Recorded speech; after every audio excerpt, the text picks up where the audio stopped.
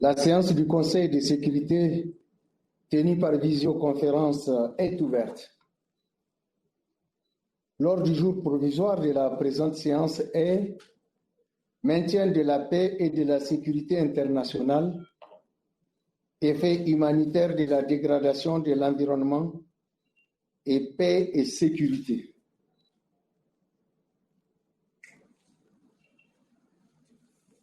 L'ordre du jour est ainsi adopté. Conformément à l'article 39 du règlement intérieur provisoire du Conseil, j'invite les intervenants suivants à participer à la présente séance. Monsieur Peter Morer, vous m'entendez? Président du Comité international de la Croix-Rouge, Monsieur Ibrahim Thiaw, secrétaire exécutif de la Convention des Nations Unies sur la lutte contre la désertification, et Madame Inna Mouja, ambassadrice des terres et militante écologiste. Elle en est ainsi décidée.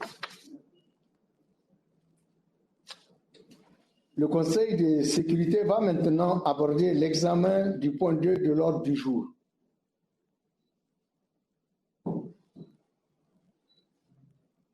Je tiens à appeler l'attention des membres du Conseil sur la lettre du 1er septembre 2020, publiée sous la cote S 2020-882, que le représentant permanent du Niger auprès de l'Organisation des Nations Unies a adressé au secrétaire général pour lui transmettre une note de cadrage sur la question à l'examen. Je donne à présent la parole à M. Peter Morer. M. Peter Morer, vous avez la parole. Merci beaucoup, Monsieur le Président, Excellences, dear colleagues. Thank you for the opportunity to brief you and the government of Niger for organizing today's Security Council meeting.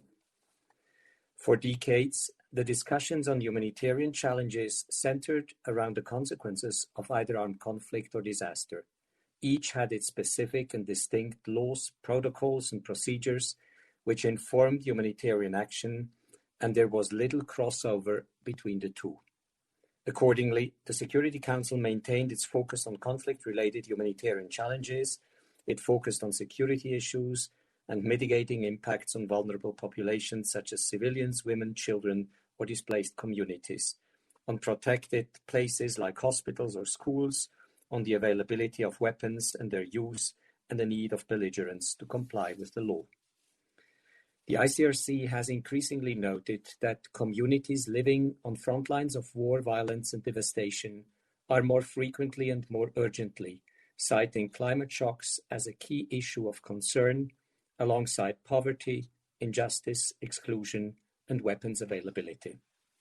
For decades now, environmental dimensions have been incorporated into ICRC's humanitarian response, for example, on the explosive remnants of war and land contamination, the management of waste, or ensuring safe drinking water. Our operational response has paved the way for more in-depth policy reflections on the links between environmental degradation, climate risk, humanitarian needs, peace, and security. While some of the concerns reported by affected populations are fears of future disasters, like rising desertification or displacements from extreme weather events, others are living the horrors today. Communities living in the Sahel and the Lake Chad region, for instance, are among the most resilient in the world. But in the face of the cumulative pressure of conflict, climate change, and the environmental degradation, they now walk on the tightrope of survival. Last week, I visited Niger and Burkina Faso, where people told me about their experience of rising violence and displacement. Yes, they are displaced firstly because of conflict and violence, as well as violations of laws and principles, but they are also recognize the increasing tensions between communities because of changing rainfall patterns and scarcity of land for agriculturalists and pastoralists. They talk about erosion of traditional conflict resolution mechanisms in communities and the manipulation of tensions by armed groups or irresponsible leaders. At the same time, the same communities are hit with damaging floods and droughts. More than 1 million people were forced to flee their homes in Mali, Niger, and Burkina Faso because of conflict and violence over the past year, leaving them highly vulnerable to the next shock, such as the deadly floods of the past weeks. How can the Security Council, how can we all, as frontline humanitarian organizations, support those who were chased out of their lands and are surviving in precarious conditions? Those who have lived for months or years in leaking shelters or cramped rooms shared with host families, those who are now flooded by torrential rainfalls. For too long, the world has neglected the Sahel, leaving vast humanitarian needs. Yet climate change and environmental degradation is felt more dramatically there than in many other places around the world. Years of conflict, underdevelopment, and criminality have led to fragile social and economic systems and enormous humanitarian needs. The ICRC sees these patterns repeated across many of the conflict zones in which we work around the world. It is starkly evident that people affected by conflict are also disproportionately impacted by climate shocks and environmental degradation. This also includes those living outside of regular governance systems. It is ICRC's estimate that around 66 million people worldwide today are living in areas controlled by non-state armed groups and thus are outside of adequate governance efforts to deal with the complexity of issues we are talking about today. Urgent action from members of the Council from all states, as well as legal experts, development, climate, and humanitarian actors, is critical. But what action? Let me share one predominant message that I bring home from visits to ICRC's operations in the field. Affected people do not want handouts, even if they may need them temporarily. It doesn't matter if the cause is conflict or disaster or both. People demand an independent future, one in which they can feed their families without our help. With this in mind, ICRC's focuses today is twofold. Firstly, on providing humanitarian action which mitigates the impacts of conflict and protects communities from harm. We are invested in helping to build strong and resilient communities that can withstand environmental degradation and successive climate shocks. We work at the levels of systems, communities, and individuals, from building walls which protect communities from floods to supporting new microeconomic enterprises, introducing waste management systems and practices, to vaccinating livestock and distributing drought-resistant seeds. The second area of ICRC's focus is on the respect of international humanitarian law. In light of the climate crisis and extensive environmental degradation in war, the ICRC is accelerating its outreach to states and next week will release its updated guidelines on the protection of natural environment in armed conflict. The guidelines will assist states and others to interpret and apply IHL and to incorporate its rules in military manuals, as well as in national policy and legal frameworks to enhance the protection of the environment. Dear colleagues, from the Sahel and Lake Chad region to war zones around the globe, millions are suffering on the front lines of environmental degradation, climate change, and conflict. Peace and security will not be established by focusing only on military and security measures to curb conflict and violence. We must ensure those most at risk are urgent priorities. Building resilient communities alongside efforts to protect those communities from violence is critical. Robust action needs to be well-framed and executed in strict respect of the laws and principles to avoid fueling further cycles of violence. While many of us may agree in general terms on the linkages between peace, security, and our climate and environment, the how of our response still needs more critical analysis and sharing of experiences. The ICRC would welcome more regular and systematic discussions on today's issue. This would allow us to learn from one another, to design contextual and innovative responses, and critically, to ensure a greater impact over time. Je vous remercie, Monsieur le Président, et je voulais encore une fois vous féliciter de votre hospitalité que j'ai éprouvée la semaine dernière en vous visitant à Niamey. Merci beaucoup.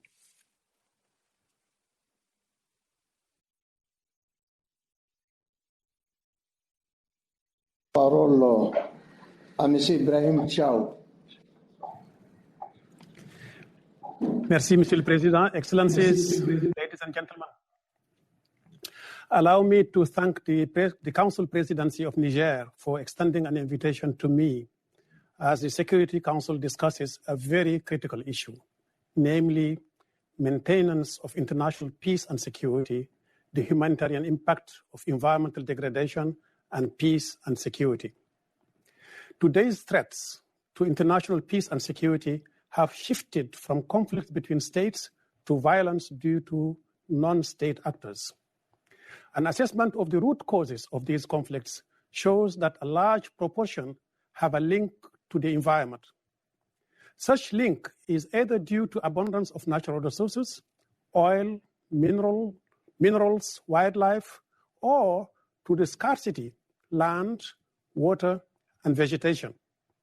In arid lands, such as the Africa's Sahel region, violence often erupts over competition for access to depleted land and scarce water resources.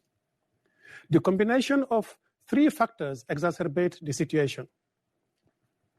A heavy reliance on natural resources for the satisfaction of basic needs, farmers, pastoralists, or fishermen and women. City dwellers may have additional income, but they too are largely dependent on income generated in rural areas. With land degradation, drought, and climate change, resources are shrinking. A steady population growth put more pressure on natural resources. Satisfying a growing demand of a population that relies essentially on the resources that are being depleted at alarming rates makes the situation unpredictable in the long run.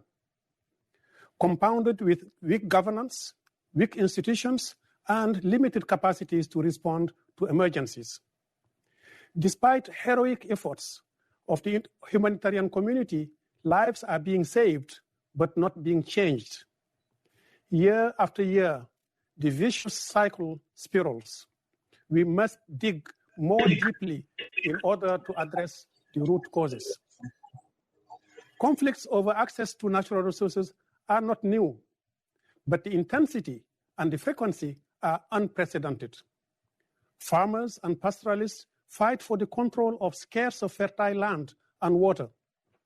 As the users of natural resources are from different tribes or religious groups, and in the absence of a strong judiciary system, there are cases of excessive violence leading to cycles of dangerous retaliations. Droughts hit more frequently, more severely. Droughts have always been there, and they have always been a serious threat to lives and livelihoods. It is a phenomenon that is already affecting every climatic region, with around 70 countries which are now regularly affected. In the last 3 years alone, more than 25 countries declared a national emergency due to drought. Drought means water shortages, power outages, degraded health, and stalled economic momentum. Droughts wipe out enough produce annually to feed 81 million people every day for the entire year. That's the equivalence of the population of Germany, where I live right now. Episodes of drought can double the risks of rioting in vulnerable communities. Food prices spike. Civil unrest erupts, mostly triggered by vulnerable people living in suburbs of large cities. Years of droughts generally correspond to years of economic downturn for many countries whose economies essentially depend on the primary sector. I believe there are 4 dimensions to consider when we address environment and security linkages. First, ecosystems, goods and services fundamentally underpin human well-being and human security. Second, conflicts, irrespective of its source, affects the viability or sustainability of investments in environmental protection and their outcomes. Third, ecosystem degradation, resource competition, or inequitable distribution of benefits increase vulnerability and conflict risks. Fourth, environmental cooperation can increase capacity to conflict management, prevention, and recovery. The scope of security and insecurity is by no means limited to violence, conflict, or its absence, but includes the roots of sustainable livelihoods, health, and well-being. Different types of violence are associated with the increased rural-urban migration due to drought and desertification. For example, grievances against governments might rise when agricultural outcomes are depressed by drought and its induced out-migration. In other cases, the unfulfilled economic hopes of poor migrants combined with youth streets gangs lead youth in spirals of violence. Desperate and without much perspective, young people may be easy prey to terrorist groups or to traffickers of all sorts. Frustrations and dissatisfactions due to inequitable sharing of state income, especially generated from extractives, lead to serious grievances, sometimes rebellions. The vast majority of the world's population relies on ecosystem services rooted in soils. In view of this, the health of land, due to its direct and indirect influences on the economy, degree of empowerment, or on human rights, catalyzes the impact of environmental degradation on peace, security, and stability. Our capacities to assess and address the security risks driven by environmental degradation and climate change are not keeping pace with the speed with which the risk landscape is changing. So, how do we prevent environmental degradation and foster peace and security? We need to understand how difficult it is to mobilize societies against a threat whose costly consequences may not be felt until it is too late to prevent them. Environmental security underpins the rationale for investments in global environmental benefits. It is essential to maintain the Earth's life-supporting ecosystem generating water, food, and clean air. Reducing environmental security risks also depends fundamentally on improving resource governance and social resilience to natural resources shocks and stresses. Indeed, the positive angle of the central and fundamental link between humanity and land is that the pendulum may swing on both directions. Protecting land could thus trigger a broad peace, stability, and ecosystem recovery cycle, a constructive feedback loop extending far beyond an initial choice to protect the environment. At the UN Convention to Combat Desertification, most of our flagship programs tackle environmental degradation as a means to promote peace and security. For example, the Initiative on Sustainability, Stability, and Security, which aims at addressing the security challenges linked to land degradation and desertification. It aims at supporting African countries to create decent jobs in land rehabilitation. Another important initiative with a similar goal is the Great Green Wall. I'm sure Inamoja will speak more about the vision of this initiative. These are just few examples of action, but the risks that climate and environmental change presents to international peace and security need to be addressed across the entire impact chain. By mitigating climate change, attenuating its consequences on ecosystems, adapting its socio-economic systems, better managing the heightened resource competition it will bring about, and strengthening conflict management institutions.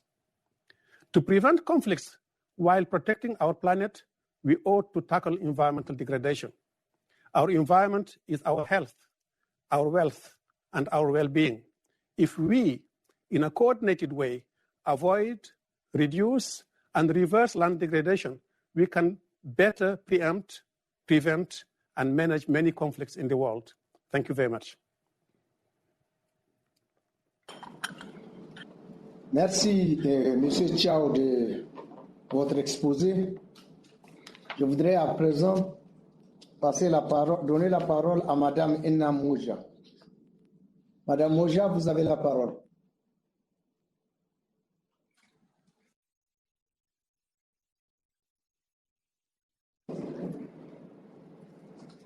Madame Moja. We cannot hear you. Can you please activate your microphone? Thank you. Monsieur le Président. Ladies and gentlemen, it is an honor to speak here today. I was born and raised in Mali, Ghana, and as a daughter of the Sahel, I carry with me a great responsibility and deep love for this vulnerable region. During my journey from west to east of the Sahel, along the Great Green Wall, I met the rural communities that live there. I realized the urgency in which we are to find solutions to the consequences of desertification and climate change, and the impact that this can have on security and peace. I remember a heartbreaking phrase from young men in Senegal that moved me. They told me about Barça or Barsac. It means going to Barcelona or die trying. And forced migration and the dream of El Dorado in Europe has taken many of our young people in the Sahel away from us. My wish is to bring the African dream back to the continent by offering opportunities and a concrete future to the youth who constitute more than 50% of the Sahel. Youth and women in particular can become major agents of change if we provide them with the necessary support. And to me, the role is very, very important. During my journey, I also met children and young people whose families have been killed by Boko Haram in northern Nigeria, in an area weakened by poverty and scarcity of resources, among other things. I have great hopes that projects like the Great Green Wall will be solutions that addresses multiple issues such as forced migration, instability, and conflicts in the Sahel. And as Thomas Sankara once said, we must dare to invent the future. And my faith in big projects like the Great Green Wall lies in my faith in the people. And the people that I have met in the Sahel are so resilient and strong and ready to bring to life this African dream. For me, as a woman of the Sahel, as an artist, as an African woman, it is so important that we connect the impact of climate change and the state of the communities right now, and make the link between conflicts and climate change. And as a civilian, it is my duty to bring awareness to all the issues climate change has created in the region of the Sahel. Thank you very much for your time.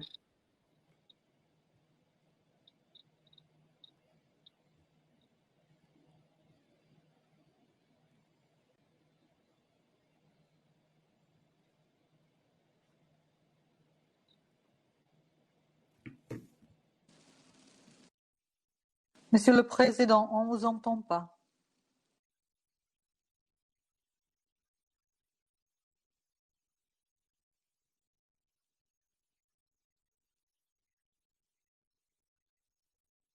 Monsieur le Président, on ne vous entend pas toujours.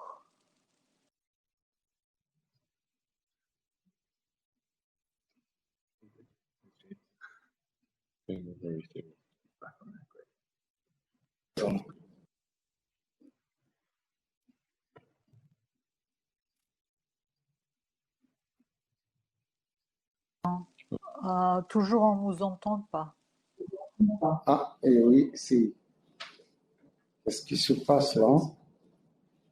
Hein? Oui, maintenant on vous entend. Merci. Vous m'entendez? Voilà, merci beaucoup. Je disais tantôt que je remercie Madame Moja de son exposé. Et je vais maintenant faire une déclaration en ma qualité de ministre des Affaires étrangères, de la coopération, de l'intégration africaine et des Nigériens à l'extérieur du Niger.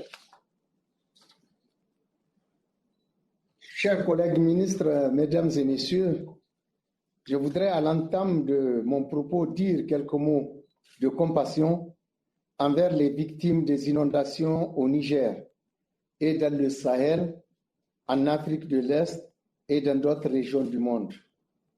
À l'heure où nous examinons la question relative aux effets du climat, aux effets du changement climatique, ces catastrophes pourtant annoncées, qui ne constituent pas les premières alertes du genre, viennent nous rappeler une fois de plus la gravité de ce phénomène, qui ne cesse de se reproduire, qui met nos modes de vie en danger et remet en cause la stabilité écologique qui a jusque-là permis de garantir une certaine harmonie entre l'homme et son environnement. Je voudrais souligner que toutes les régions du monde vivent à des proportions variables les effets des changements climatiques. Mais l'Afrique reste malgré tout le continent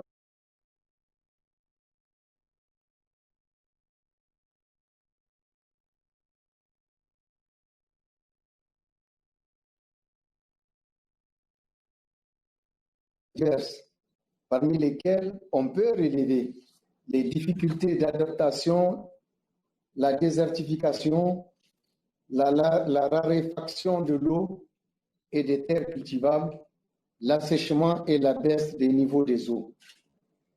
Tout cela ne va pas sans conséquence sur la vie économique et sociale des populations de par le monde, qui se trouvent le plus souvent dans des situations d'extrême précarité. C'est le cas en particulier dans l'espace sahélien et de la région du bassin du lac Tchad, qui sont marqués par une grande fragilité et une croissance démographique exponentielle. En effet, comme on le sait déjà, ces régions sont soumises à une très forte variabilité climatique qui se traduit par la modification des régimes pluviométriques, l'apparition des phénomènes météorologiques extrêmes, les sécheresses récurrentes, 3 en l'espace d'une décennie, avec des effets perceptibles sur les terres agricoles. Le Niger en perd, par exemple, 100 000 hectares par an. Les pâturages et la disponibilité en eau. La fréquence de ces chocs climatiques réduit fortement la résilience des ménages. Comme l'a indiqué son Excellence, M. Issoufou Mamadou, président de la République du Niger et président de la Commission climat pour le Sahel de la COP21, la situation au Sahel montre combien le dérèglement climatique et la dégradation de l'environnement ont un impact sur la sécurité alimentaire et nutritionnelle. Avec les conflits, il y a en effet l'une des causes de l'accroissement de la famine ces dernières années.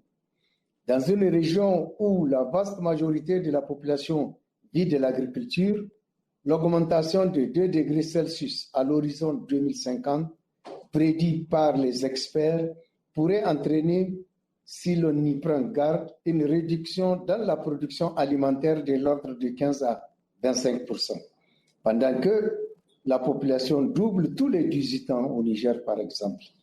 Excellences, Mesdames et Messieurs, en plus du choc climatique que j'évoquais tantôt, le Sahel est également soumis à un choc sécuritaire aux conséquences dévastatrices et tragiques. L'aggravation de la violence dans la bande sahélienne et dans le bassin du lac Tchad a conduit à une augmentation du nombre de personnes déplacées à travers la région. Actuellement, dans le Sahel, 1 personne sur 4 vit en zone de conflit et 4,5 millions de personnes sont soit déplacées internes ou des réfugiés. Cela représente presque 3 fois le nombre qu'il était en 2012. Dans ce contexte de double choc, comme l'ont si bien indiqué les organismes présents sur place, le changement climatique et la dynamique des conflits créent une boucle de rétroaction où les impacts du changement climatique engendrent des pressions supplémentaires, tandis que les conflits sapent les capacités des communautés à y faire face. Aussi, sur les espaces vidés de leur population, du fait des attaques terroristes et de l'insécurité, aucune mise en œuvre de projets de restauration de l'environnement n'est possible, ce qui a abouti à une dégradation poussée. Comme on peut le déduire, le nexus climat-sécurité-développement est incontestable. La prise en charge effective de ce problème nécessite des politiques de coopération mieux adaptées à ces nouveaux défis qui n'épargnent aucun pays et qui constituent des réelles menaces pour la paix et la stabilité des États, ainsi que l'avenir des générations futures. C'est pourquoi la prise en compte du changement climatique requiert de nous une approche plus globale et plus concertée, car c'est ensemble que nous pourrons y faire face. La lutte contre les risques sécuritaires liés au changement climatique nécessitera un changement de comportement qui mettra l'accent sur un changement de mentalité ouvert sur la quête constante d'un équilibre harmonieux qui va réconcilier à terme l'homme et son cadre de vie. En tant que Conseil, notre objectif n'est pas seulement de résoudre les conflits. Nous avons aussi la responsabilité fondamentale de les prévenir. Il est donc essentiel, à cet égard, de comprendre les causes, les effets et les complexités du changement climatique, surtout dans les zones de conflit. Il est indispensable que la communauté internationale garantisse le droit humanitaire international pour permettre l'acheminement de l'aide, sans considération politique, à des millions de femmes et d'enfants précarisés par le triple impact des conflits, de la pandémie de la COVID-19 et des effets du changement climatique, notamment en Syrie, en Palestine, au Yémen et en Libye. Excellences, Mesdames et Messieurs, le combat contre les effets humanitaires de la dégradation de l'environnement sur la paix et la sécurité est un combat multidimensionnel. Il intègre la protection et la récupération des terres, la gestion rationnelle des ressources naturelles, en un mot, la création des bases d'un développement durable qui, en répondant aux besoins des populations, les met aussi à l'abri de la propagande des groupes terroristes. Comme on a coutume de le dire, la pauvreté et la précarité sont les terreaux de l'extrémisme violent et du terrorisme. Je voudrais vous rassurer sur l'engagement de mon pays à œuvrer pour toute initiative régionale ou internationale qui apporterait des réponses fortes aux problèmes liés à la dégradation de l'environnement et à son impact sur la paix et la sécurité. Dans le même sens, je voudrais vous rassurer de la disponibilité de mon pays pour une meilleure coopération avec les autres États, les organisations internationales et toutes les autres parties prenantes. Je vous remercie de votre aimable attention.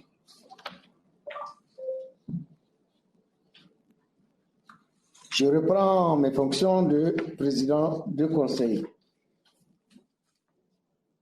Je donne la parole à son Excellence Sir Louis Stracker, vice-premier ministre, ministre des Affaires étrangères et du Commerce international de Saint-Vincent et les Grenadines. Thank you, Mr. President. Mr. President, at the outset, St. Vincent and the Grenadines commends you for convening this important discussion, and we thank the briefers for their pointed, informative, and sobering remarks. The scale of human suffering wrought by climate change and its attendant hazard demands the firm political will and decisive collective action to urgently and comprehensively address this crisis. Millions have been displaced as a result of drought, desertification, floods, coastal and river erosion, and other environmental hazards. Millions more suffered due to acute food and health insecurity, fractured social contracts, and painful cycles of violence initiated by competition over increasingly scarce resources. With the livelihood of approximately 2.5 billion people globally depending on agriculture, secondary environmental degradation, such as reduced land fertility and biodiversity loss, threaten even further suffering. Across the Sahel region, the Lake Chad Basin, and numerous countries, including Haiti and Afghanistan, environmental degradation produces significant humanitarian, socioeconomic, political, and security implications. Inequalities are heightened, development is undermined, and scarce financial resources are diverted toward adaptation and mitigation at great opportunity cost for affected populations. Moreover, the increased presence of risk multipliers, such as hate speech and disinformation, serves to further compound the already challenging situation as communal political polarization is fomented and trust in public institutions is eroded, thereby impairing governance capacities. To effectively address these multidimensional challenges, an integrated and coherent approach that leverages the technical capacities of all UN organs and specialized agencies within their respective mandates is needed. The 3 international conventions touching and concerning biodiversity, desertification and land degradation and climate change, and a composite and integrated whole for which St. Vincent and the Grenadines reiterates its unwavering support. Climate change and environmental degradation are inextricably linked, and both have dire consequences for peace and security in many contexts. We therefore reiterate the importance of incorporating the humanitarian and security concerns of climate change and environmental degradation. Security Council's agenda. Additionally, we call for the delivery of capacity building initiatives to improve land tenure and strengthen environmental governance as a means of building resilience in environmentally vulnerable and conflict-affected countries. Developed countries must also honor finance pledges, adaptation and mitigation at a minimum.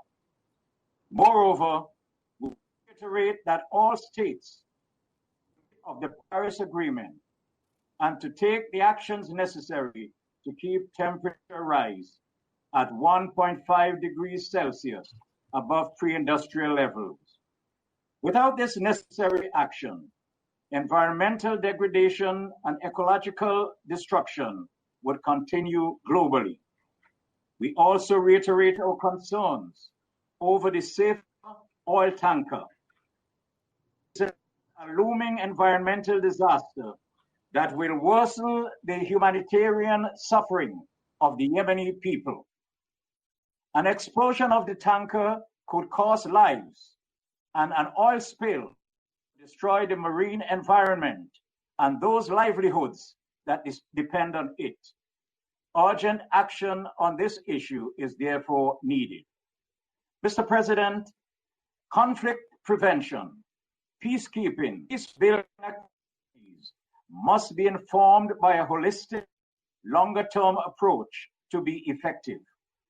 We must therefore work diligently as an international to integrate environmentally sensitive strategies across the peace, security, development, and humanitarian nexus.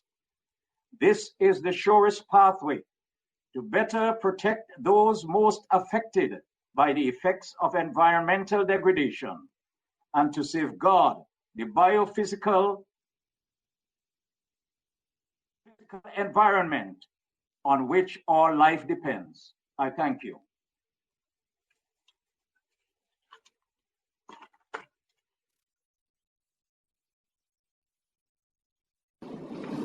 Je remercie Son Excellence Stracker de sa déclaration. Je donne la parole à Son Excellence Lord Tariq Ahmad de Wimbledon, ministre d'État pour le Commonwealth, l'Organisation des Nations Unies et l'Asie du Sud, du Royaume-Uni, de Grande-Bretagne et d'Irlande du Nord. Thank you, Mr. President. Keeping the linked challenges of environment and on the Council's agenda, and for shining a light on how the changing climate is eroding human security across both the Sahel and the Lake Chad Basin. Thank you also to our expert briefers, to Peter Maurer, to Ibrahim Toua, and to Ina Mojta for your very valuable insights. Peter, it's great seeing you again. It's important that we keep expert insights on our debates at the Security Council. As we reflect, it was 13 years ago since the UK convened the first open Security Council debate on the importance of climate security. Indeed, this is the second time I have joined Security Council debates in 3 months, and it underlines the importance that we collectively attach to this important agenda. And as we work towards COP26 in Glasgow next year and seek to turn the commitments made in the Paris Accord into specific, deliverable actions, there are 200,000 people who are victims of floods across Chad and Niger, telling us that now, not tomorrow, but now is the time to act. Climate change exacerbates food insecurity and indeed the causes of conflict. There are now 20 million people in need of humanitarian assistance across the Sahel this year, again telling us now is the time to act. The most recent UK Strategic Defence and Security Review in 2015 identified climate change as one of the biggest global long-term challenges to UK security. And this year, for the first time in its history, the top 5 global risks in the World Economic Forum's annual report were all environmental. The Sahel, with temperatures warming at 1.5 times the global average, knows all too well the urgency of this threat. The warnings grow louder and louder and come from further and further afield. Now is the time to act. For our part, the United Kingdom has sought to lead by example. In the Sahel, we gave $64 million, £50 million to the World Bank's Adaptive Social Protection Programme over the last 6 years to help governments of the region improve weather data and adapt to climate shocks. Over the same period, we have spent $179 million in the region on pilot projects to build resilience and adaptation measures. Overall, the United Kingdom has pledged to provide over $14 billion of international climate finance over the next 5 years. A significant proportion of that will go towards building resilience. The cliché that we can only overcome this problem by working together has rarely been so true. This challenge is huge, and that is why we have committed to use our co-presidency of COP26 to drive forward the expansion of climate financing, to improve early warning systems and the capacity of countries to act on the risks, and to strengthen inclusive social protections, especially for women and the most vulnerable across societies. Climate change and conflict dynamics interact in a vicious circle. Of course, we must tackle the governance challenges that are the root cause of conflict. But, Your Excellencies, if this Security Council is to support peace and security in regions on the front line in the battle against climate change, we must almost also make climate risk assessment and climate resilience an integral part of the Council's work. We need to routinely factor climate risks into UN conflict prevention and resolution strategies and into peace-building plans. We need to strengthen the ability of our UN system to analyze and act upon climate risk as a fundamental way of working. We know from our work together that insecurity hits the most marginalized and the most disadvantaged groups the hardest. The same is true of climate-driven insecurity. And as we all know, tragically and sadly, It is girls and women who are routinely more exposed to disaster-induced poverty and indeed exploitation. And our approach to climate security must absolutely address the needs and priorities of women and girls and draw on their potential to lead our collective response from their key positions within their own communities. Mr. President, in thanking you once again for convening this important debate, I would conclude by saying that the regions of the Sahel and the Lake Chad Basin provide us all with sombering, hard and harrowing evidence that climate-related security threats are real, they exist, they are immediate and profoundly undemocratic, and we must address them in a collective and holistic way. And the UN Security Council presents to us the best vehicle we have for doing just that. And now is the time to act. Thank you, Mr. President.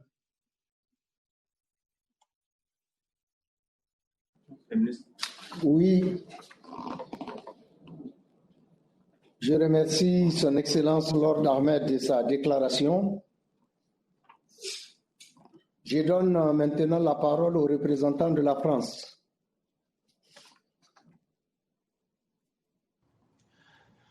Merci, Monsieur le Président. Je voudrais saluer votre présence parmi nous, Monsieur Ankwaro, et féliciter la présidence nigérienne pour l'organisation de ce débat qui vient après les réunions tenues à l'initiative de l'Allemagne au mois de juillet et de la France en avril dernier. Cela démontre l'intégration de la dimension environnementale dans la prévention des conflits et le règlement des crises. C'est devenu une réalité pour le Conseil de sécurité. Le président du CICR, le secrétaire exécutif de la Convention des Nations Unies sur la lutte contre la désertification et Ina Modja se sont exprimés avec beaucoup de conviction. Les conséquences des changements climatiques et de la dégradation de l'environnement sont considérables. Ils engendrent des déplacements de population, une augmentation du niveau d'insécurité alimentaire et sanitaire et des déséquilibres nutritionnels, économiques, démographiques et sociaux. Le Sahel en est malheureusement l'illustration parfaite et les populations en ont pris la mesure.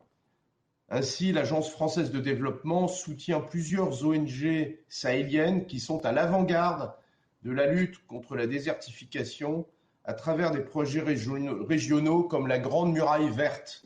C'est un projet ambitieux à la mesure des défis de la région.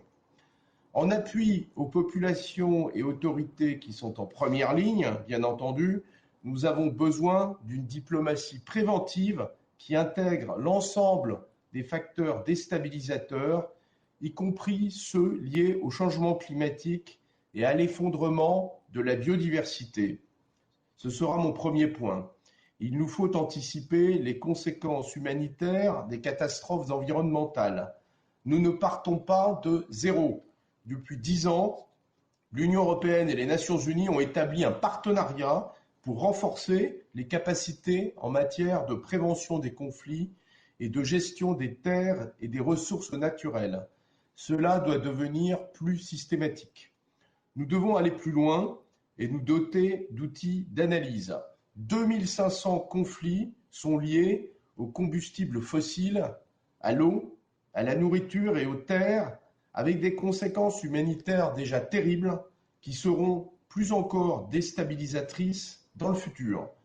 Pour ne pas être pris de court et permettre au Conseil de sécurité de réagir à temps, la France souhaite que le secrétaire général puisse présenter tous les 2 ans un état de lieu des risques pour la paix et la sécurité internationale que font peser les impacts des changements climatiques dans toutes les régions du monde et à différents horizons de temps. En complément, il est indispensable d'évaluer les risques de dommages environnementaux dans les situations humanitaires fragiles. Ce sera mon second point. Le cas du pétrolier Safer au Yémen témoignent de l'acuité et de l'urgence du problème. Le pétrolier fait peser un risque immense sur l'écosystème et la biodiversité, ainsi que sur la santé et les moyens de subsistance de millions de personnes dans les États côtiers de la mer Rouge, déjà frappés par les conflits et les catastrophes écologiques. C'est en particulier le cas du Yémen. Il y a urgence à ce que les équipes des Nations Unies puissent enfin avoir accès à ce pétrolier.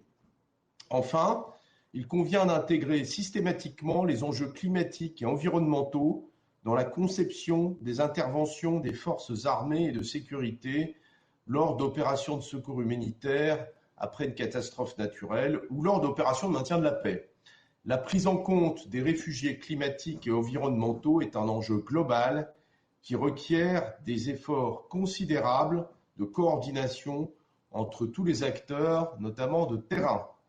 C'est également dans cette optique que nous poursuivons un travail de réflexion afin d'ajuster nos instruments humanitaires, afin de mieux anticiper et prendre en compte les éventuelles conséquences environnementales et climatiques de toute action humanitaire sur le terrain. La protection de l'environnement exige donc le plein investissement de tous et une plus grande coopération internationale, car en dépendent la reconstruction et la paix durable. Soyez assurés que la France, en lien avec ses partenaires, entend poursuivre ses efforts en ce sens. Je vous remercie, Monsieur le Président.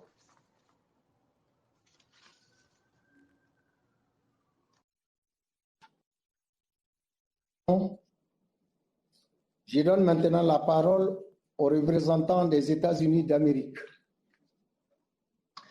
Thank you, Mr. President. Mr. Foreign Minister, we're pleased to have you join us here in the Council today, albeit virtually. The United States appreciates the opportunity to reflect today on this very important issue.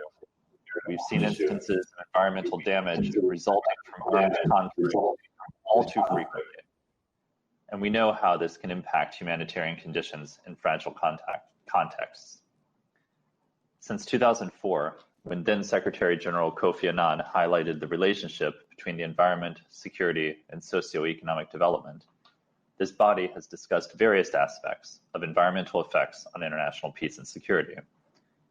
And as we know all too well, there's a growing competition for water resources and arable land, playing a major role in driving conflict in both the Lake Chad Basin and in the Mali, Burkina Faso, Niger tri-border region. The problem has grown as a multitude of non-state actors have exploded on the scene.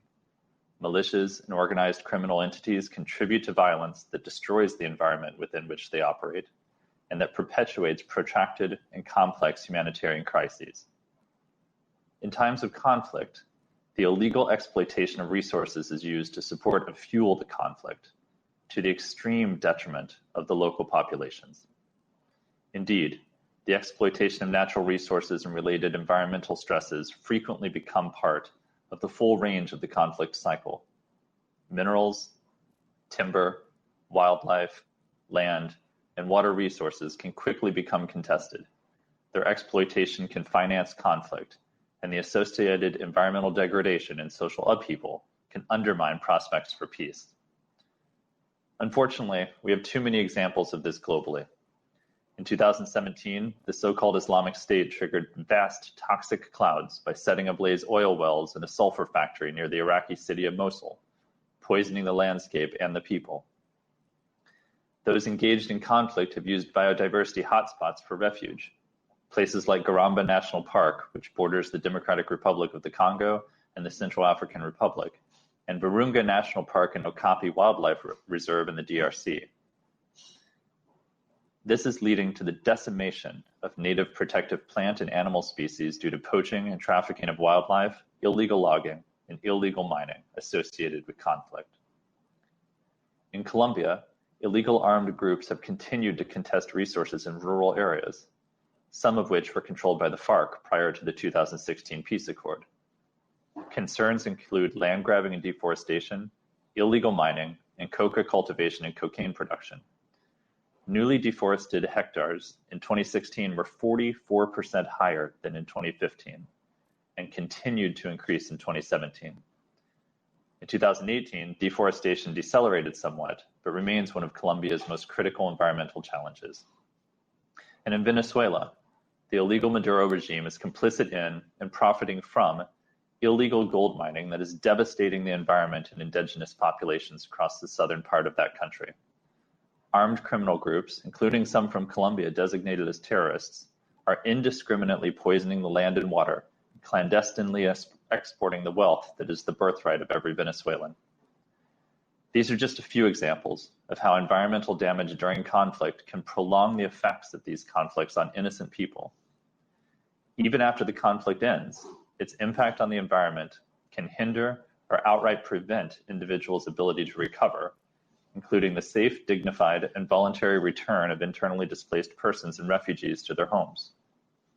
The economic impact of environmental damage can be felt not only in direct financial losses, but also in the costs associated with rehabilitating the environment post-conflict.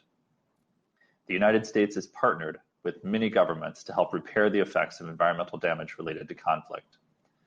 In 2018, the United States, through USAID's Central African Regional Program for the Environment, or CARPE, addressed wildlife trafficking in areas of southeastern CAR and northeastern DRC by the Lord's Resistance Army.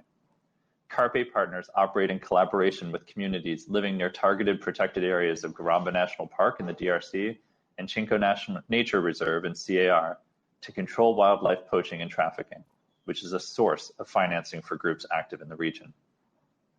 These activities addressed security and governance vacuums and disrupted operations of transnational organized syndicates.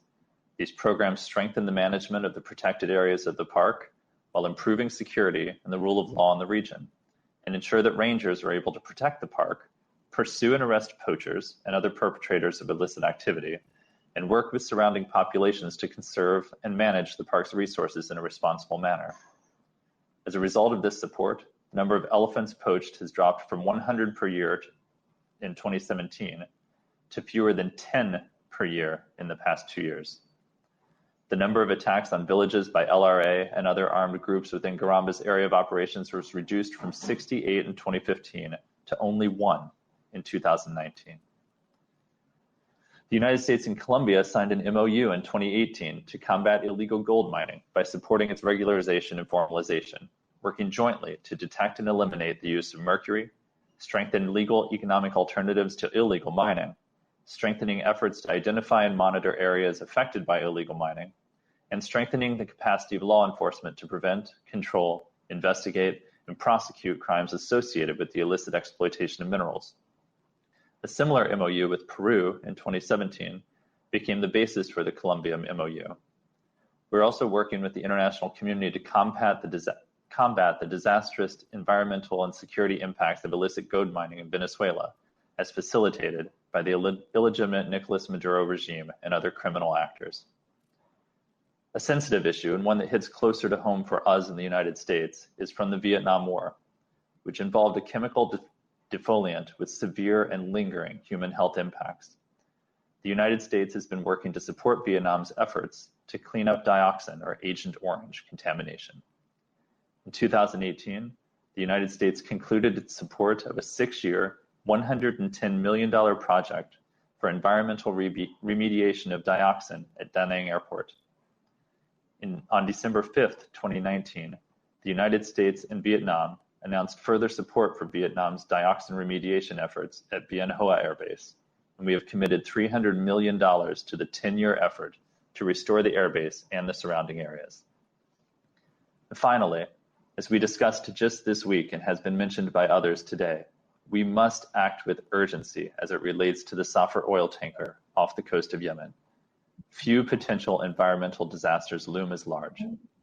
Failure to address this situation, as the Council has been briefed about at length, would have catastrophic environmental and humanitarian implications, not just for Yemen, but for much of the region. In conclusion, we urge all member states not to lose sight of the environmental dimensions of conflict and the associated economic and health effects for the populations affected. Thank you, Mr. President. Je remercie des États-Unis d'Amérique. Je donne maintenant la parole au représentant de la Belgique. Merci, Monsieur le Président. Permettez-moi tout d'abord de remercier le Niger d'avoir organisé ce débat à l'occasion de sa présidence et je remercie les invités pour leur intervention. The massive ongoing flooding in Niger is a dramatic demonstration that climate change is intensely affecting the Sahel. Those floods have now caused more death than COVID-19 in the country. Some may think that the Security Council is not the best forum to have a meeting on climate change. But Belgium believes that it is appropriate that we meet to discuss its consequences on conflict and humanitarian needs. The Lake Chad region is a symbolic case, a terrible but convincing example where the interaction of climate change and armed conflict is undermining sustainable development. This creates a long-term humanitarian catastrophe and nurtures extremist movements that capitalize on weak governance. The links between climate and conflict are already today an appalling reality for these populations. Mr. President, vulnerability to climate change is not always the highest, where environmental degradation and climate change are having the most severe effects. This vulnerability to climate change is mostly defined by the capacity of communities to adapt and prevent climate risks. Where these are low, people are most vulnerable as in situations of fragility. Belgium therefore calls for deeper analysis of the humanitarian challenges of interaction between the environment and conflict, and reflection on the ways humanitarian and other responses can strengthen resilience. We hope a virtual ministerial meeting organized jointly with the Niger, the European Union, and the International Committee of the Red Cross on September 25th can start the reflection on those overlapping vulnerabilities. Mr. President, let me share with you some of our observations in advance of our meeting, our side event on September 25th. Firstly, many conflict and post-conflict countries receive very little climate funding, whereas they might be those that need it most. In addition, overall, a big part of ODA in fragile countries and half of the aid to extremely fragile countries is of humanitarian nature. As such, it acts as a fire extinguisher, but it does not add to the prevention of conflict.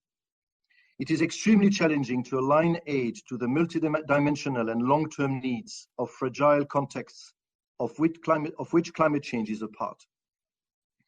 Trying to address this challenge, the Belgian Humanitarian Department launched a 4-year project aimed at youth resilience in the Lake Chad region. The program is executed by Plan International and our partners at Oxfam. Its experience teaches that aid efforts in fragile contexts need to be adaptable, flexible, innovative, and executed in close coordination with the local authorities and with the academic world's understanding of how climate change impacts specific situations. After all, it does not really help to teach young men or women how to fish when there is no lake left to fish, or when access to the lake has been rendered impossible by security measures. Secondly, Mr. President, the Security Council needs to act. During our term on the Council, one of Belgium's priorities has been to mainstream climate-related security risks into relevant Council mandates. We are pleased with progress made so far, and we vow to continue pressing on this at the occasion of the next mandate renewals. But let us also look at the broader picture. A climate and security angle should be incorporated throughout the entire cycle of conflict, from prevention initiatives through mediation strategies to peace-building plans and peace talks. This includes engaging in negotiations on the sharing of natural resources, anticipating future climate risks, and making the local population more resilient. For this all to be successful, it is crucial that climate risk assessments are also available, also to our Council, and included in more general conflict and fragility assessments. I cannot but underscore the role of the climate security mechanism and the wider academic world in this matter. And lastly, Mr. President, essential civilian infrastructure is regularly targeted during conflicts. This destroys livelihoods of communities and increases their exposure to climate change. Allow me to note that international humanitarian law does indeed include the protection of the natural environment. I thank you for your attention. Je remercie le représentant de la Belgique pour sa déclaration. Et je donne maintenant la parole au représentant du Vietnam.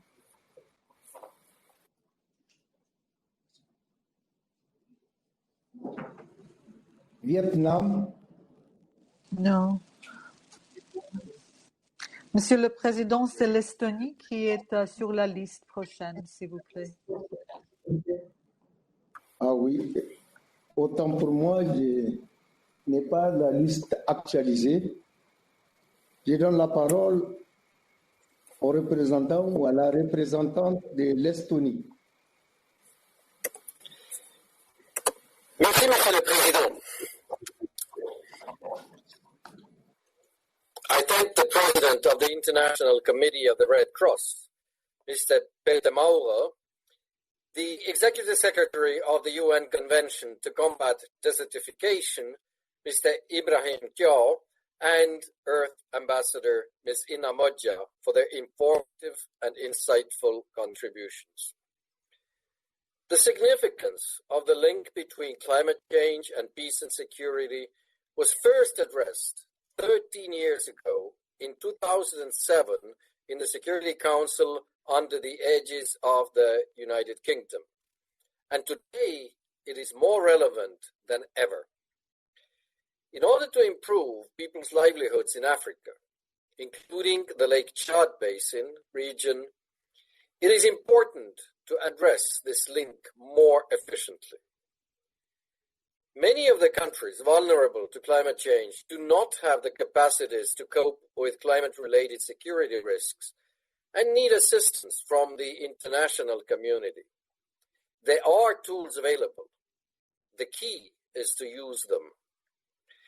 In order to understand the consequences of climate change in armed conflicts, as in the Sahel region, data is a fundamental prerequisite. We need reliable and accurate information. Therefore, it is important to improve the collection and quality of data and find, inter alia, innovative solutions to analyze the exacerbating role the climate change plays in the context of armed conflicts and humanitarian emergencies. This will allow for both better risk assessment and better risk management. Also, it will enable a systematic approach to include climate-related security risks into the work of the Security Council. An approach that is urgently needed and an idea that could become reality if the Security Council were to receive systematic reporting by the Secretary General on climate-related security risks. It is clear that climate change poses a real and present threat to peace, security, and stability in many regions around the world, including the Sahel region.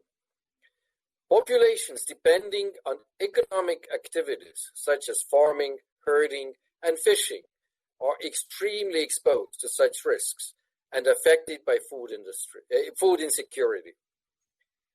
Climate change brings competition for energy and natural resources.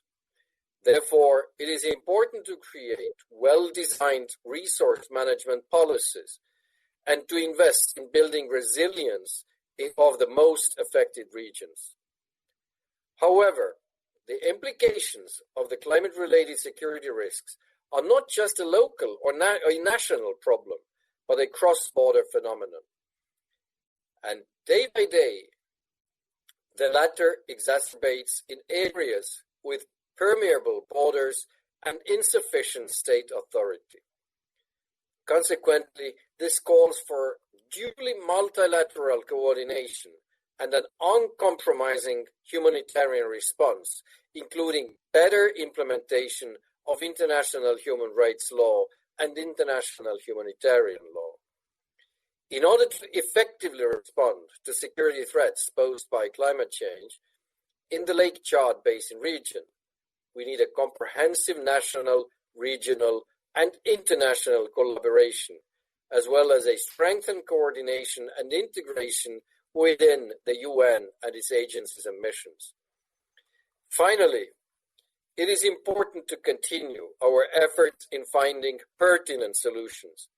This is not a quick fix, but the only way forward. Merci, Monsieur le Président. Je remercie le représentant de l'Estonie pour sa déclaration. Je voudrais à présent donner la parole au représentant de l'Indonésie. Gianni, the floor is yours. Merci beaucoup, Abari.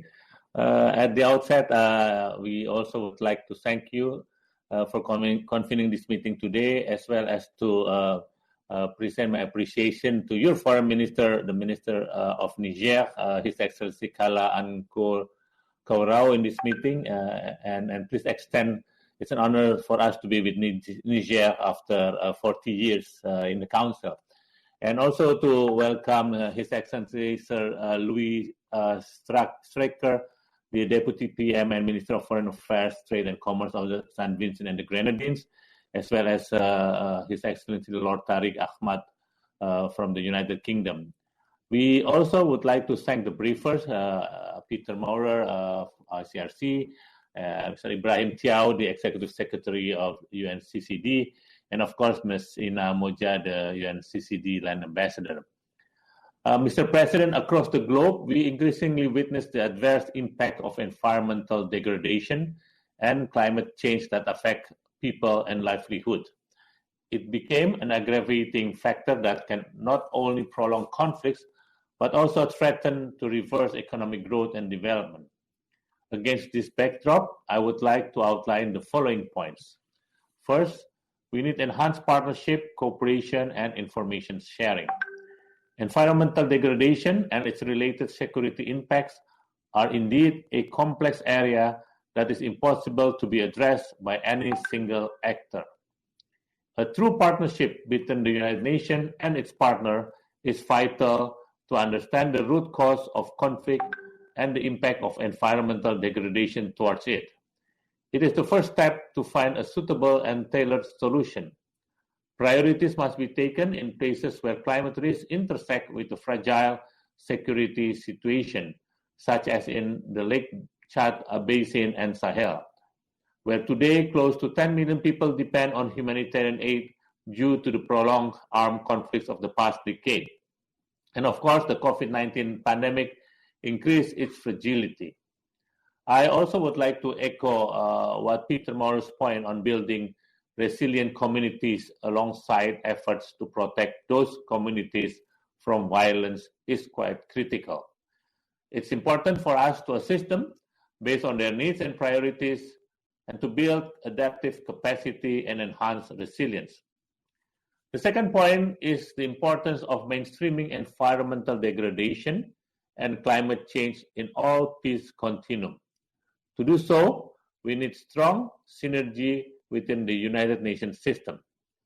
The UNFCCC remains the leading forum to address climate change. And of course, we expect countries to uphold the Paris Agreement, including its financial commitments, and meet their nationally determined contributions. At the same time, the UN peace-building architecture that is currently being discussed should not shy away from discussing the impact of climate change toward peace and security. Through such synergy, we can discover an integrated response strategy. The third point, is the role of regional organization, which is very crucial. The Council has recognized the efforts of the African Union and ECOWAS, as well as the leadership of countries in West Africa and the Sahel in spearheading initiatives to address security challenges in the region. As West Africa and the Sahel face election this year, more often the political situation becomes more fragile. The pressure once again for ECOWAS and the African Union in this year of silencing the guns to step up is quite high. They need our strong and collective support. I would like to quote, as usual, that African solution for African issues is an important concept and should be supported by the international community. We continue to encourage global and multi-stakeholder partnership along with regional stakeholders, which knows the land better than many. Now, Mr. President, in closing, allow me to reiterate what my foreign minister stated in a similar debate on January 2019, and I quote, "Climate change is real, and it is happening now. Indonesia stands ready to contribute to global efforts to combat climate change," unquote. I thank you, Mr. President. Je remercie le représentant de l'Indonésie pour sa déclaration. Je donne à présent la parole au représentant de la Fédération de Russie. Thank you very much, Mr. President. Do you hear me?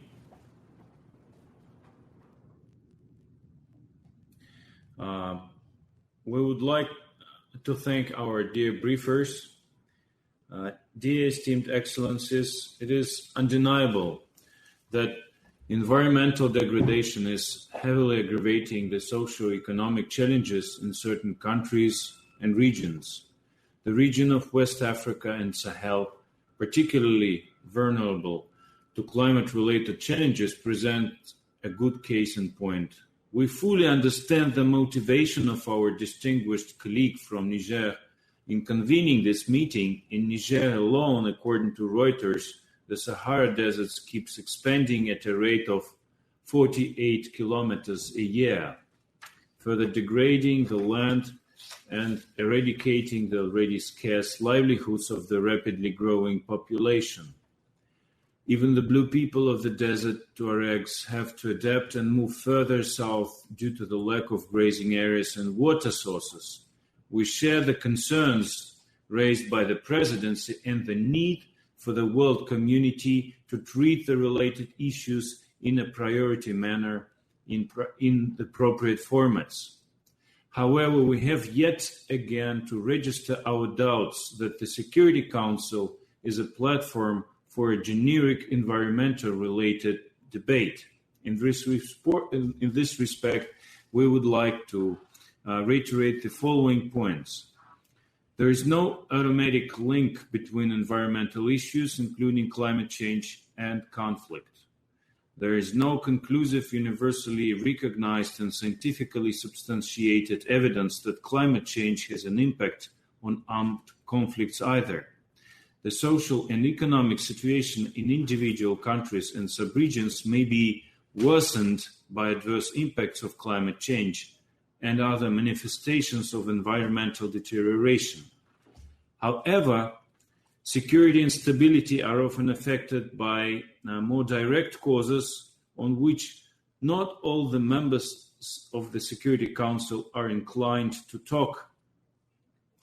These include external interference in member states' domestic affairs, abuse, or even generation of conflict situations for the purpose of exploiting natural resources without the consent of host governments.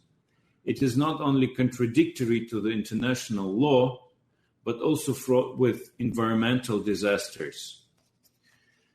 In this context, we have many examples in Africa and the Middle East, and unfortunately, we yet have to register that a distinguished delegate of the United States, in enumerating the examples, forgot the example of occupation of the Syrian oil fields, and we would like to highlight that would like to highlight the barbaric methods of oil production that is fraught with ecological disaster in northeastern Syria. Another way of interference is economic and political pressure in various forms. This includes application of unilateral coercive measures without the Security Council's mandate. Such actions particularly undermine developing countries' capacity to achieve socio-economic development goals and environmental protection, and hinder their ability to participate in collective efforts to address climate change.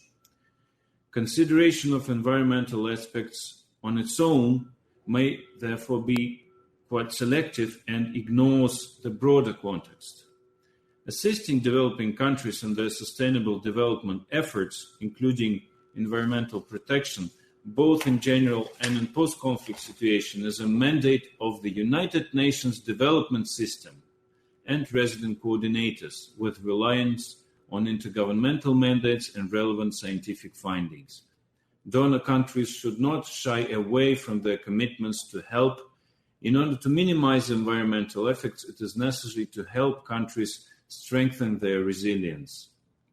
As to the international humanitarian law, which our presidency included in the concept note in the context of today's discussion, it is also well known that it prohibits the use of methods of warfare which are intended or may be expected to cause damage to the natural environment.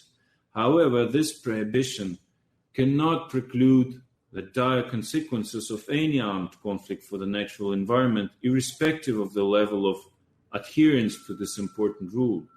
In this regard, it is paramount that the Security Council concentrates its efforts on the fulfillment of its core function, the maintenance of international peace and security based on the Charter. If this is addressed, it will certainly contribute to the protection of environment. Thank you very much. Je remercie le représentant de la Fédération de Russie pour sa déclaration. J'invite à présent le représentant de la Chine à prendre la parole. Thank you, Mr. President. Mr. President, China thanks Niger for initiating this important meeting. I also wish to thank Mr. Mora, Mr. Thiel, and Ms. Moja for their briefings. Climate change and environmental degradation are the common challenges for all countries. According to the United in Science 2020 climate report, the heating of our planet has not stopped despite the COVID-19 pandemic. Greenhouse gas concentrations reached the new record highs in 2020. In the world today, we see places where climate change and environmental degradation endanger people's livelihood, exacerbate the scarcity of resources, and even aggravate existing tensions and conflicts. In Africa and the Middle East, tensions and instability compounded by environmental crises have led to serious humanitarian consequences. Millions of people are displaced by natural disasters, famine, and conflicts. No country is immune from the impact of global challenges, including climate change. The international community must get united to address these challenges in a coordinated manner and with a holistic approach. I wish to highlight the following points. First, we must prevent conflicts and promote peaceful settlement of disputes. There is no direct linkage between environment and security. The security implications of environmental degradation differ from country to country, region to region, and we need to discuss and handle them in a country-specific way. The first step is to identify the root causes of the conflict, evaluate the environmental aspect of the security consequences, and work toward a targeted and a specific solution. Policies and mechanisms that can balance and reconcile conflicting interests must be put in place. The Security Council, on its part, should effectively implement its primary responsibility to maintain international peace and security, promote peaceful settlement of disputes, and pave the way for reconstruction.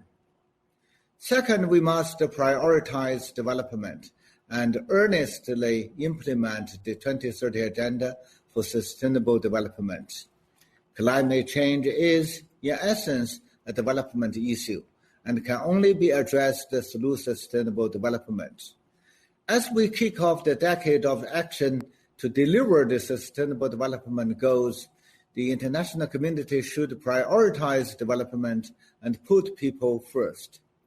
Countries need to enhance macroeconomic policy coordination with development at the center, promote green and low-carbon transformation, and enhance climate resilience. Efforts should be made to alleviate the humanitarian consequences of environmental degradation and help the vulnerables, making sure that no one is left behind. Third, we must honor commitments under multilateral consensus and faithfully fulfill international obligations. With evidence of increased security risks due to climate change, the implementation of the Paris Agreement and other international consensus on climate change matters not only to the environment but also to international peace and security.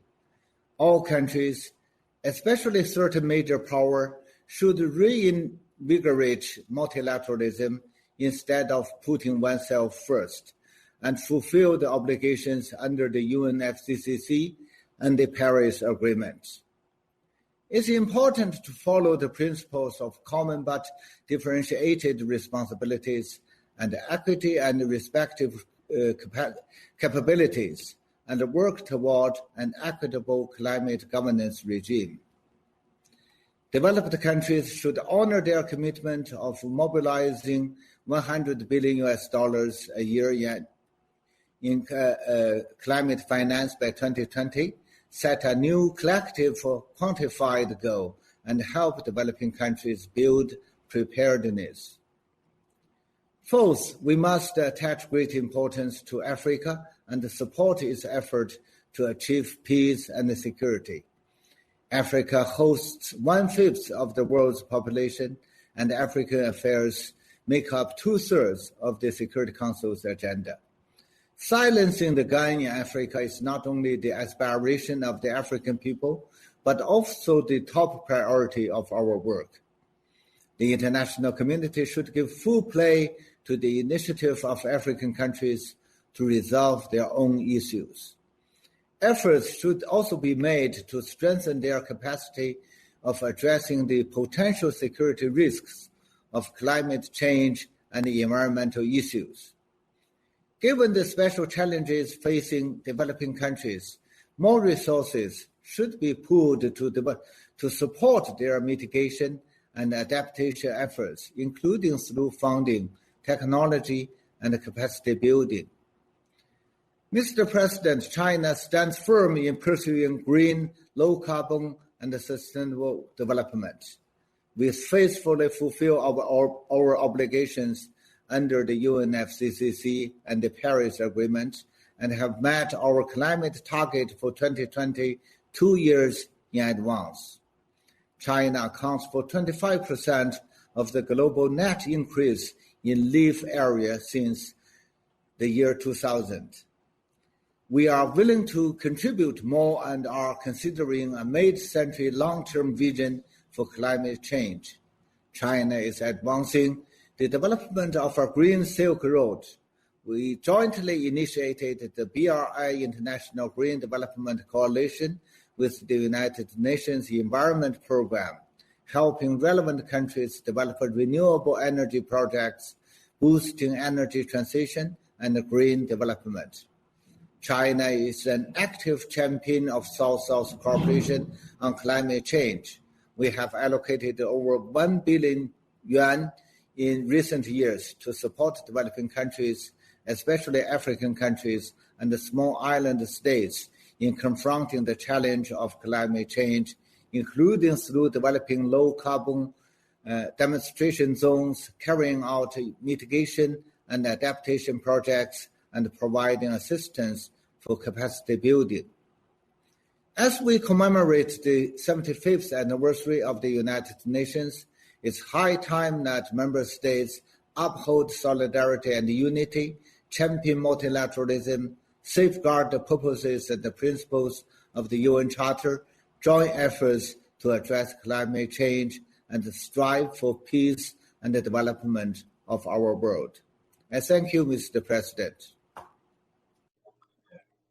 Monsieur le représentant, merci pour votre déclaration.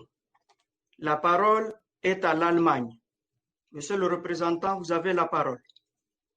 Thank you very much, Mr. President, and thank you very much for scheduling this very important event at the beginning of the 75th anniversary of the United Nations. I think it's wonderful that you have placed it the way you have done and put this very important event where we talk about the consequences of climate change and environmental degradation on security.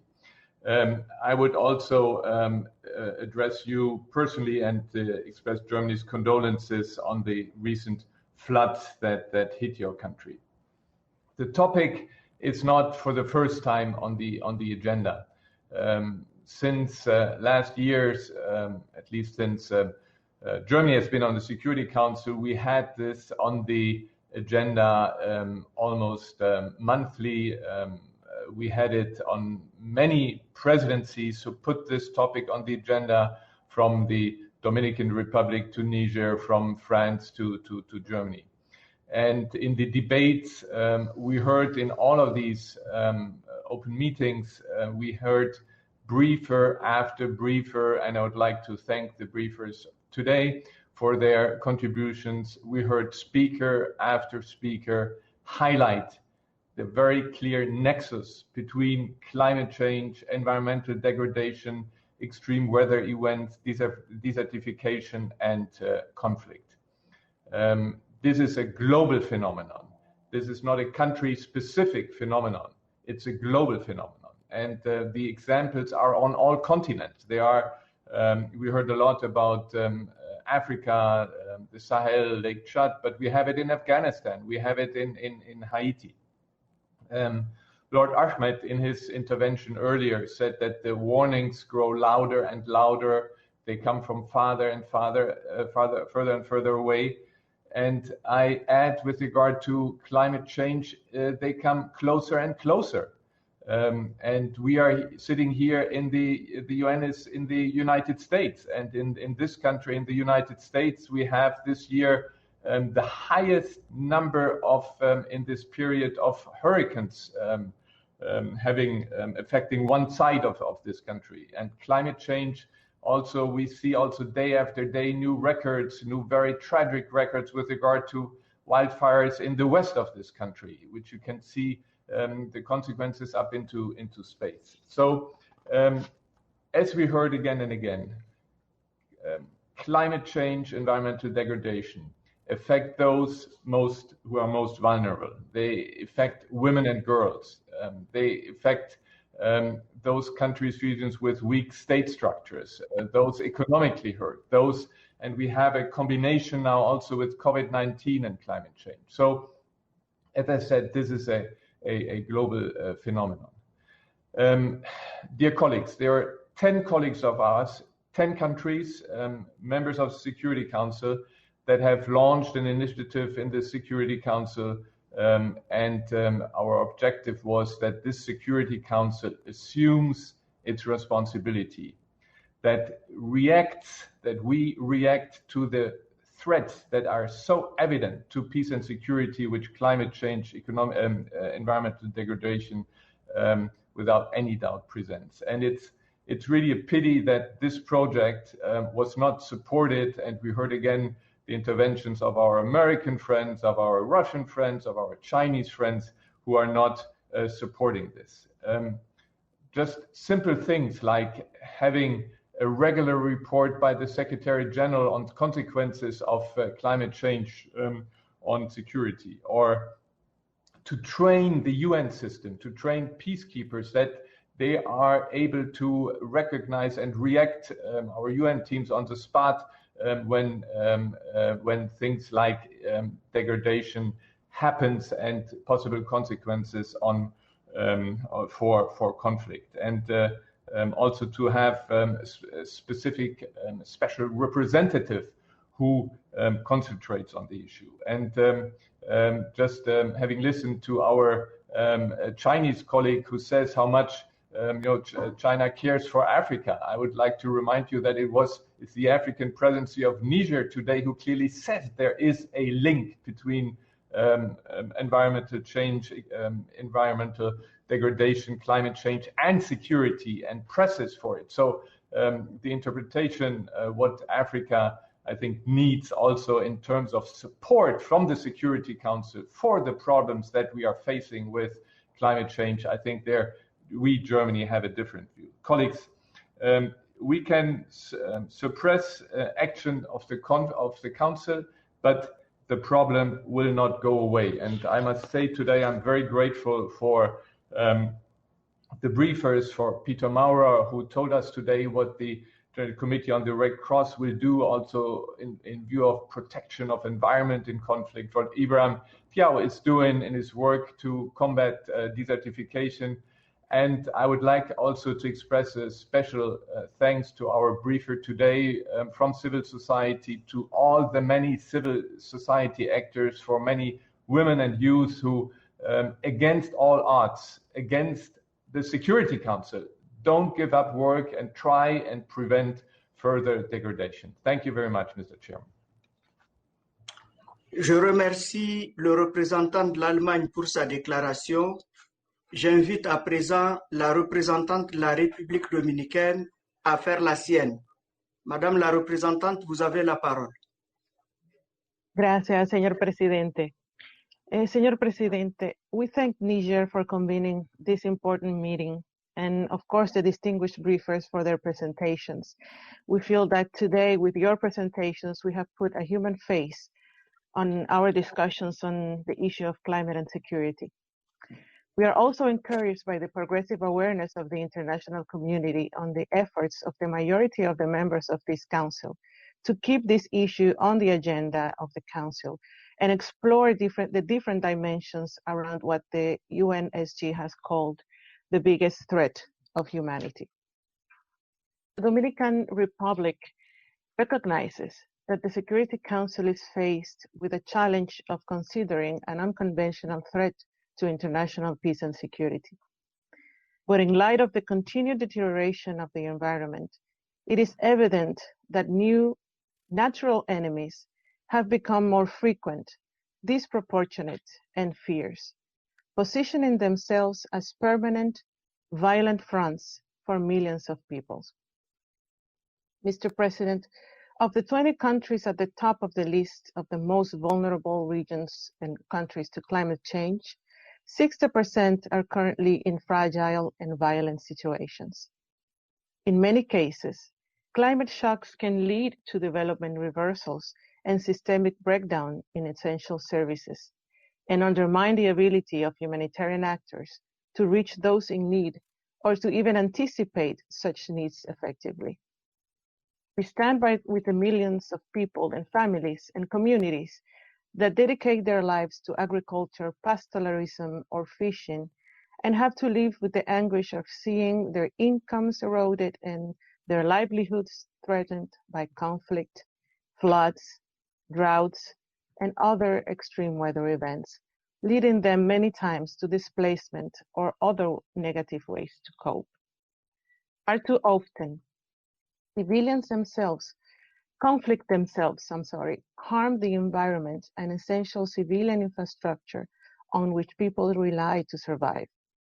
These are clear violations of international humanitarian law, and we must take every possible step for parties to conflicts to refrain from those actions.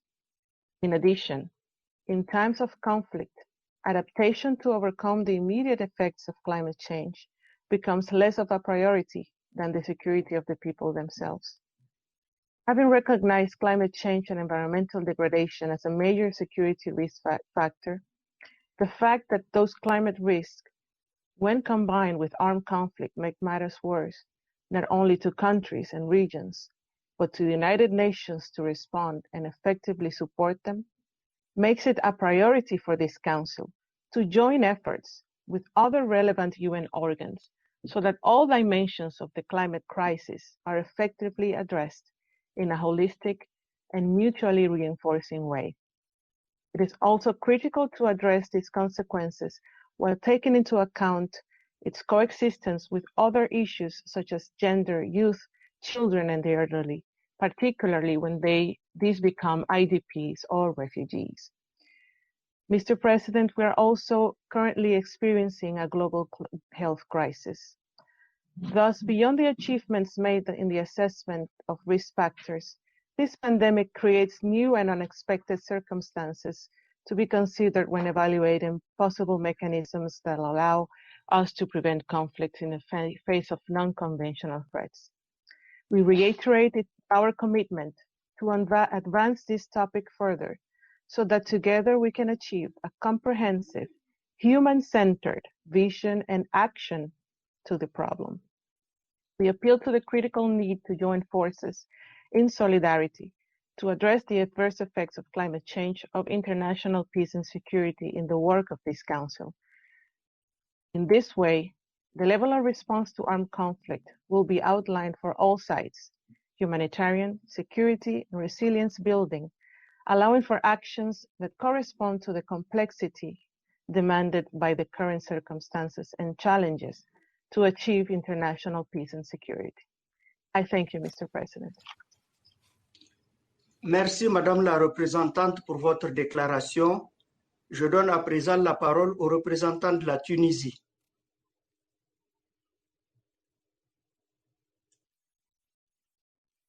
Adel, we do not hear you.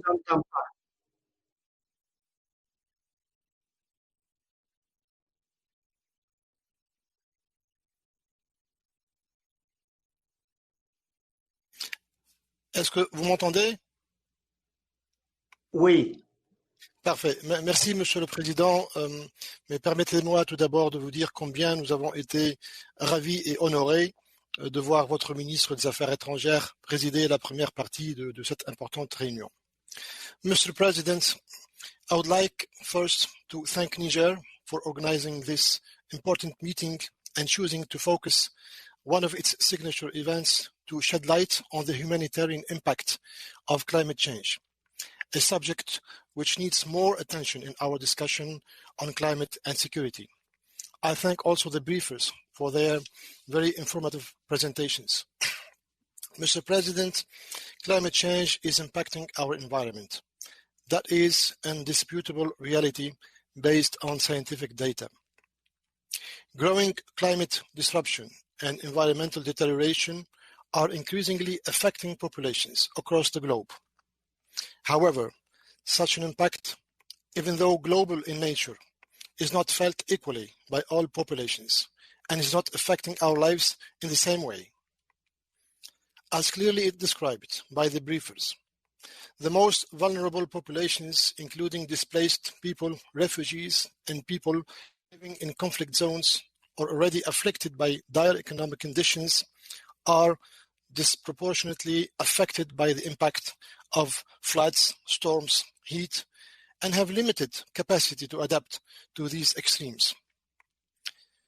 Combined with violence and armed conflicts in the context of COVID-19 pandemic, climate change and environmental deterioration exacerbate existing vulnerabilities and add to the plight of these people, making their lives even more miserable and aggravating the humanitarian disasters they are facing. A hunger catastrophe is looming in Yemen.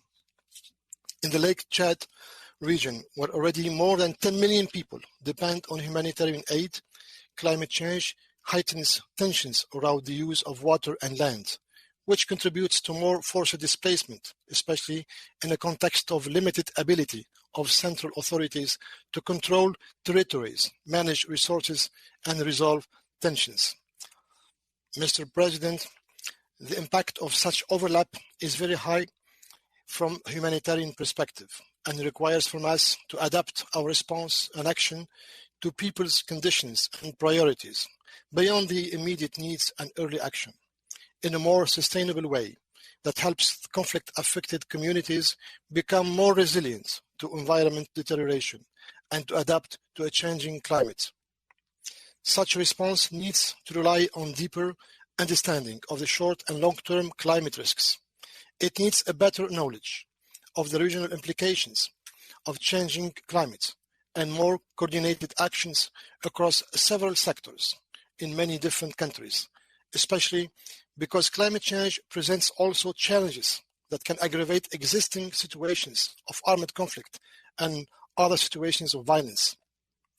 This climate change and conflict nexus has become more obvious and increasingly recognized at the international level and should be considered further by the Security Council, as the effects of climate change increasingly interact with root causes of conflicts and act as risk multipliers. Today, in addition to the context-specific approach, we need to pursue also an integrated and systematic approach to climate-related security risks in order to enable appropriate response by the Security Council. We also need to integrate long-term climate risk factors into assessment and management of threats to peace and security at the national, regional, and international levels. To prevent conflicts related to climate risks, we need also to develop forecasting tools and early warning systems, in addition to strengthening the UN system database with scientific data and relevant knowledge. Finally, Mr. President, Tunisia, as a member of the like-minded group on climate security, would like to reiterate again that these issues need to remain on our agenda and require more discussion in depth by the Security Council. I thank you for your attention.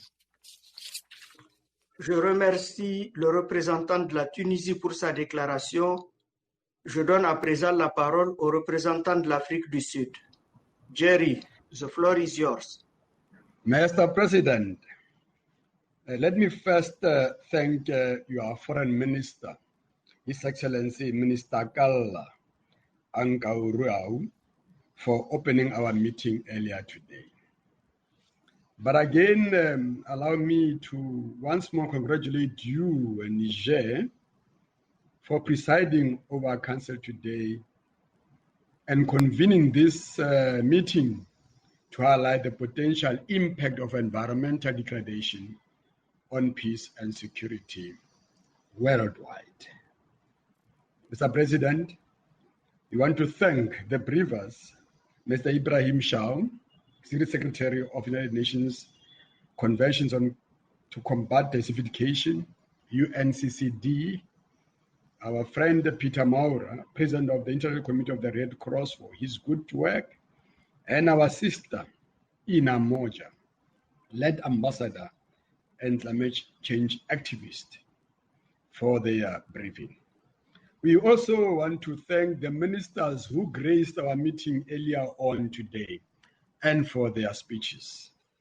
There is certainly a need to better understand the impact of effective environmental governance and policy, whether this may influence the reduction of conflict and help bring about peace and security.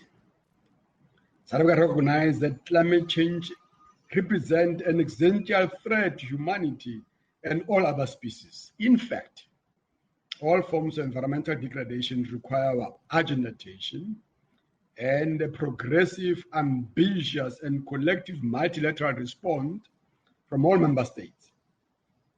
Sustainable Development Goal 13, climate action, together with the other 16 Sustainable Development Goals, remains critical to the effective pursuit by all of humanity of the basic tenets of the 2030 Agenda, namely elimination of poverty and leaving no one behind on the path to sustainable development, and by assisting those further behind, like those impacted by the climate change.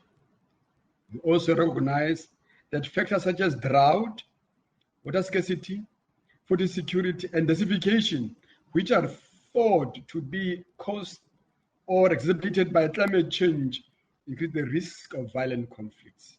In our continent, Africa, there is evidence to suggest that this is the case in the Sahel, the Lake Chad Basin, as well as in the Horn of Africa. In these instances, as with elsewhere, climate pressures associated with climate change are threats or risk multipliers which escalate tension and conflict by placing additional strain on scarce resources like water and grazing land. The impact of ferocious deterioration of climate situation in the Sahel, Lake Chad region, and elsewhere in the world, desertification, floods, desert storm, locust invasions, over and above the impact of COVID-19 has led to untold sufferings on millions of people, as we heard from the briefers today and our honorable ministers.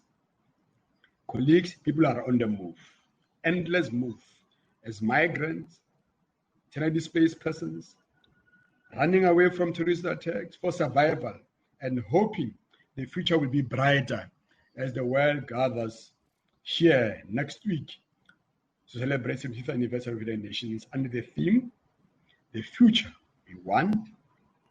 United Nations, we need, reaffirming our collective commitment to multilateralism and confronting COVID-19 through effective multilateral system. Mr. President, there are different aspects to the challenge of environmental degradation.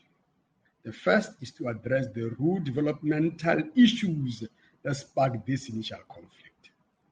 The second aspect is to deal with the consequences of the outbreak of conflict, thought to be linked to climate change or environmental degradations while it has taken place. And in this regard, the Security Council experience in dealing with conflict may be useful. It is clear that a holistic approach is needed to deal with the ramifications of environmental degradation on peace and security, as evidenced in the Sahel and Lake Chad region. In this regard, Mr. President, we encourage the Security Council to support the lead UN organization and processes such as United Nations Framework Convention on Climate Change, UNFCCC, the Convention on Biological Diversity, CBD, and other material environmental agreements, as well as the work of relevant regional organizations such as African Union. These collaborations will ensure the Security Council may obtain information on the potential impact or environmental-related security risk in conflict settings. Mr. President, the UNCCD enjoys a near universal membership among member states. It has the principles that seek to promote equity and recognize the need for common but differentiated responsibilities and respective capabilities, as well as the Convention's legal obligation on developed countries to provide the means of implementation to all developing countries.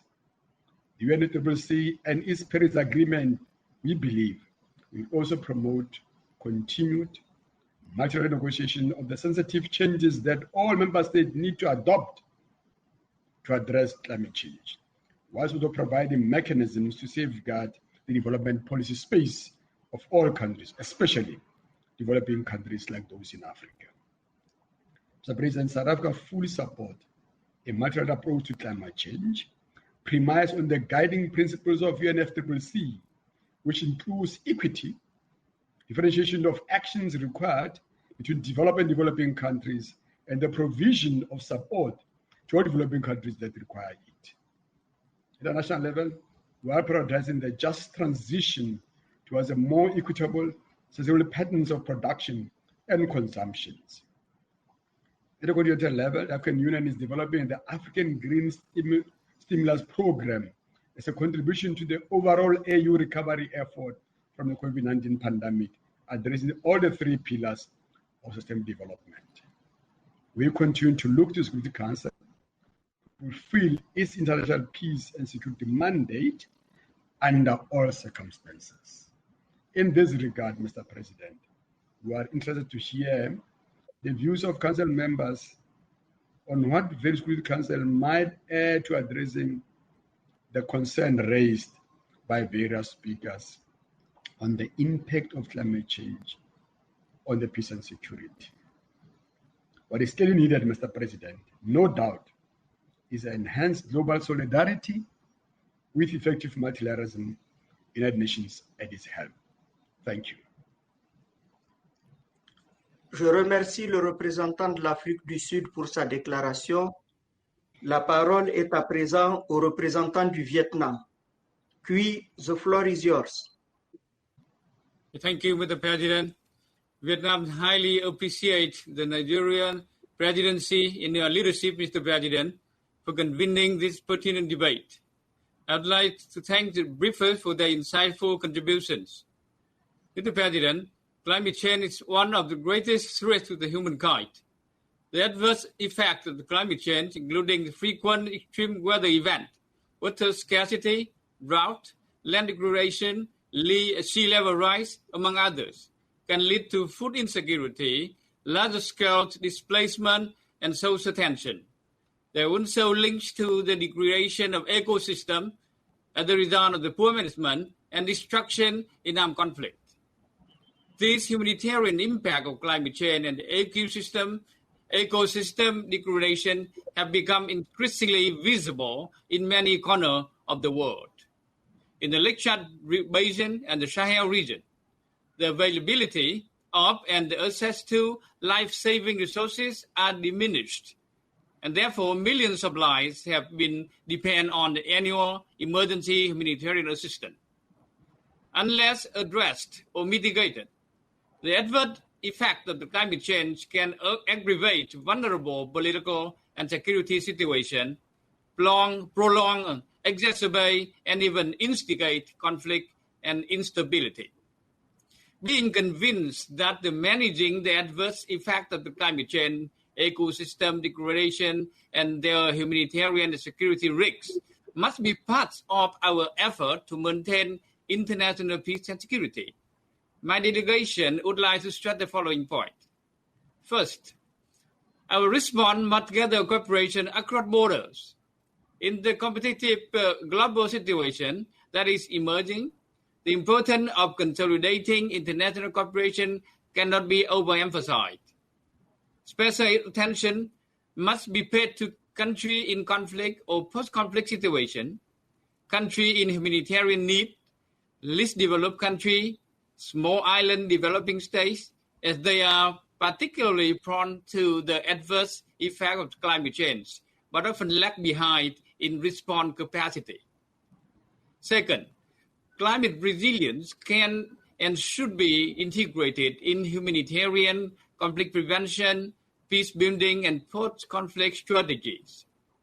We welcome the progress the Council has made in recognizing the adverse effect of the climate change in 13 country-specific resolutions. We know that 8 out of 10 largest peace operations are deployed in countries with high exposure to climate change. It is crucial that the Council base its deliberation and action on science and ample evidence and tailor its approach to the conflict-affected states. UN peacekeeping and special political mission can contribute to strengthening the Council analysis of climate change security and humanitarian risks in situations on its agenda and beyond. Third, the Council response to climate change needs to be coordinated with other parts of the UN system and all its partners. In this connection, we wish to highlight the strengthening of cooperation between the UN and regional and sub-regional organizations in building regional resilience and adaptation capability. In ASEAN, we set the strengthening of human and institutional capacity in implementing climate change adaptation and mitigation as one strategic measures of the ASEAN Socio-Cultural Community Blueprint 2025. The cooperation between UN and ASEAN in this regard can be further explored. Last but not least, Mr. President, international effort to address the humanitarian and security risk of climate change, including ecosystem degradation, must fully respect the UN Charter and its principle and other rules of international law. including international humanitarian law. The UN Framework Convention on Climate Change and the Paris Agreement must continue to guide national and global responses. And it's crucial that our commitment under this agreement be fulfilled. Mr. President, Vietnam is among the countries most heavily affected by the adverse effect of climate change. We support all efforts to address climate-related challenges, including here in this Security Council. We firmly believe that the fight against climate change and consolidation of peace and security cannot be won by any single country. It is time we all come together, concert our effort, and build inclusive partnership to address these global challenges. I thank you, Mr. President. Je remercie le représentant du Vietnam pour sa déclaration. Il n'y a plus d'oratrice ou d'orateur sur la liste. Avant de lever la séance, permettez-moi de remercier au nom du Conseil M. Peter Maurer, M. Ibrahim Chiao et Mme Inna Moja pour leur participation à nos travaux d'aujourd'hui. La séance est levée.